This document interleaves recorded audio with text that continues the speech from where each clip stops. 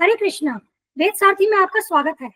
जैसा कि हमने घोषणा की थी कि हम आज श्री राम नवमी के पावन अवसर पर दैनिक श्री राम कथा आरंभ करने जा रहे हैं, जो कि प्रतिदिन सायं 6 बजे वेद सारथी चैनल पर प्रसारित होगी और यह कथा आज से यानी 6 अप्रैल से 1 मई तक चलेगी और इसका आधार है श्रील प्रभुपाद जी की शिक्षाएं।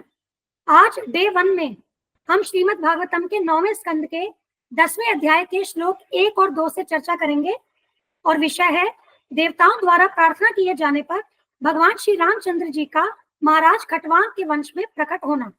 इस चर्चा को आरंभ करने से पहले आज हम श्री राधा कृष्ण जी से, श्री सीताराम लक्ष्मण भक्त हनुमान जी से, समस्त वैष्णव गुरु परंपरा से, श्री प्रभुपाद जी से हम प्रार्थना करते हैं कि हम दैनिक श्री राम कथा की इस वीडियो सीरीज को संपन्न करने में सफल रहे और हम सभी को इस कथा से पूर्ण लाभ मिले। तो चलिए अब हम इस कथा को आरंभ करते हैं।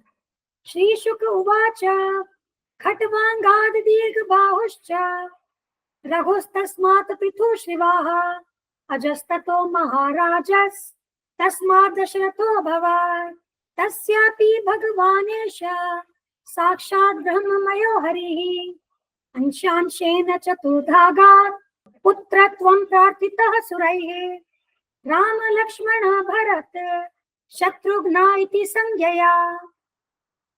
अनुवाद। सुखदेव गोस्वामी ने कहा, महाराज खटवांग के पुत्र दीर्घ बाहु थे और उनके पुत्र प्रसिद्ध महाराज रघु थे। महाराज रघु से अज उत्पन्न हुए और अज से महापुरुष महाराज दशरथ हुए। देवताओं द्वारा प्रार्थना किए जाने पर परम सत्य भगवान स्वयं अपने अंश तथा अंशों के भी अंश के साथ साक्षात प्रकट हुए। उनके पवित्र नाम थे राम, लक्ष्मण, भरत और शत्रुघ्न। इस प्रकार के विख्यात अवतार महाराज दशरथ के पुत्रों के रूप में 4 स्वरूपों में प्रकट हुए। तो यहाँ अगर आप देखेंगे तो पहले श्लोक में महाराज खटवांग की वंशावली बताई गई है। महाराज खटवांग के पुत्र थे महाराज दीर्घबाहु, उनके पुत्र महाराज रघु और महाराज रघु के पुत्र महाराज अज और महाराज अज के पुत्र थे महाराज दशरथ। देवताओं द्वारा प्रार्थना किए जाने पर परम सत्य भगवान श्री रामचंद्र, लक्ष्मण, भरत तथा शत्रुघ्न इन 4 स्वरूपों में महाराज दशरथ के पुत्रों के रूप में प्रकट हुए। तो जैसा कि श्लोक 2 में बताया गया है कि भगवान अपने अंश तथा अपने अंशों के अंश के रूप में महाराज दशरथ के पुत्रों के रूप में प्रकट हुए, तो हमें यह समझना होगा कि भगवान रामचंद्र तथा उनके भाई लक्ष्मण, भरत, शत्रुघ्न सभी विष्णु तत्व हैं, जीव तत्व नहीं है। तो इसका अर्थ यह हुआ कि जो भी भगवान श्री रामचंद्र जी को केवल महापुरुष मानते हैं, महापुरुष के रूप में मानते हैं और समझते हैं कि भगवान श्री रामचंद्र हमारी तरह ही जीव है, तो यह समझना गलत होगा, क्योंकि शास्त्र इसकी पुष्टि करते हैं कि भगवान श्री रामचंद्र तथा उनके भाई सभी विष्णु तत्व हैं, जीव तत्व नहीं। अद्वैतम अच्युतम अनादिम अनंत रूपम ब्रह्म संहिता में यह आया है, जिसमें ब्रह्मा जी बता रहे हैं कि भगवान अनंत रूपों में प्रकट होते हैं, परंतु उनके अनंत रूप तथा अवतार हैं और वे सभी विष्णु तत्व हैं। यहाँ श्रील प्रभुपाद ने एक और श्लोक ब्रह्म संहिता से लिया है, उसके संदर्भ में वे बता रहे हैं, रामादि मूर्तिषु कला नियमेन तिष्ठन्।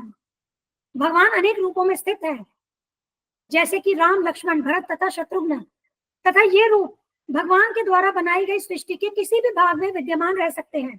ये सभी रूप स्थायी रूप से, शाश्वत रूप से भगवान के व्यष्टि रूपों में विद्यमान है और वे कई दीपकों के समान है, सभी समान रूप से शक्तिशाली है। तो इसमें समझने की बात यह है कि भगवान जब चाहें, जहां चाहें सृष्टि के किसी भी भाग में विद्यमान रह सकते हैं। और ये जो भगवान के अवतार हैं, ये सनातन रूप से भगवान के व्यष्टि रूपों में, मतलब व्यक्तित्व के रूप में विद्यमान है। तो इससे यह सिद्ध होता है कि भगवान निराकार नहीं है, भगवान साकार है। भगवान के विभिन्न अनंत व्यष्टि रूप हैं जो सृष्टि में शाश्वत रूप से विद्यमान है, और ये सभी रूप जो है वे कई दीपकों के समान है और सभी समान रूप से शक्तिशाली है। दीपक के उदाहरण को हम इस प्रकार से समझ सकते हैं कि यदि एक दीपक से अन्य कई दीपक जलाए जाएं, तो सभी दीपकों में जो प्रकाश है वह समान रूप से ही शक्तिशाली है, वह समान रूप से ही प्रकाश प्रदान करने में समर्थ है।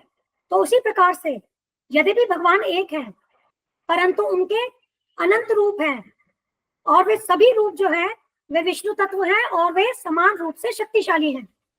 और इसीलिए श्री रामचंद्र तथा उनके भाई लक्ष्मण, भरत, शत्रुघ्न वे सभी विष्णु तत्व होने के कारण समान रूप से शक्तिशाली हैं। और देवताओं की प्रार्थना करने पर वे महाराज दशरथ के पुत्रों के रूप में प्रकट हुए। आज की चर्चा को हम यहीं पूर्ण करते हैं। हमारी अगली चर्चा का विषय होगा श्रीमद् भागवतम 9वां स्कंद 10वां अध्याय और उसका 3रा श्लोक, और विषय है भगवान श्री रामचंद्र जी के कार्यकलापों का वर्णन किनसे सुनना चाहिए, अर्थात आधुनिक तथा कथित पंडितों से तथा कथावाचकों से हमें सावधान होना होगा यदि हम वास्तव में तत्व रूप से भगवान श्री रामचंद्र जी के विषय में जानना चाहते हैं। धन्यवाद। हम यह चैनल और इस पर दी गई समस्त वीडियोस हमारे गुरु महाराज श्री कृष्ण कृपामूर्ति श्री श्रीमद अभय चरणारविंद भक्तिवेदांत स्वामी ठाकुर श्रील प्रभुपाद जी को समर्पित करते हैं। श्रील प्रभुपाद की जय। धन्यवाद। हरे कृष्णा।